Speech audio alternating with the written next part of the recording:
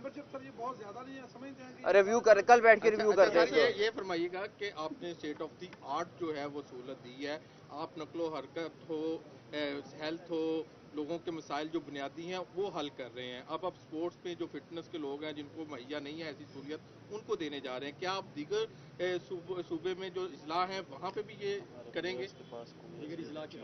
देखें, हमारे जो स्पोर्ट्स मिनिस्टर जो है वही आप देख लें कि स्पोर्ट्समैन हैं, तो अब तो चीफ सेलेक्टर भी हैं, तो आप उससे अंदाज़ा लगा सकते हैं कि हमारा फोकस तो है। आगे भी करेंगे सर?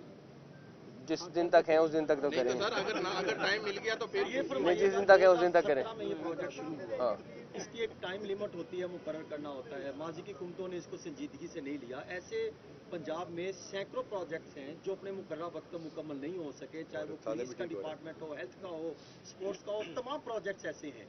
तो क्या आपने कोई तखमीना लगाया इसका जो अरबों रुपए की लागत प्रोजेक्ट्स पर बढ़ती है, उसके जिम्मेदारों के खिलाफ भी कोई एक्शन लिया जा सके?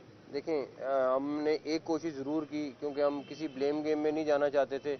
एक कोशिश ज़रूर की कि हम किसी भी तरीके से जो प्रोजेक्ट पेंडिंग है ना, और जो ख़त्म हो सकते हैं उनको ख़त्म कर दें, जिनकी फिनिशिंग बहुत सारी चीज़ें। अब तो एक लिस्ट है लंबी चौड़ी कि अब कौन सी चीज़ें थी सड़कों से रिलेटेड है।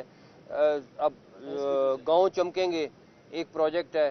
अब अगर वो, क्योंकि वहाँ पे इतना ज़्यादा हाईलाइट नहीं होता, अब वो एक आम गांव है उसमें जाके सफाई शुरू हो गई है। मैं कहता हूँ उनके लिए ये स्पोर्ट्स कॉम्प्लेक्स से बड़ी अच्छी लोगों के लिए खुशखबरी है, और हो रहे हैं, शुरू हो गए। 140 हमारी एस्टेब्लिशमेंट, 140 हमारी एस्टेब्लिशमेंट कंप्लीट कर रहे हैं। हाँ, वो भी जाते हैं सेंटर, वहाँ पे और डिटेल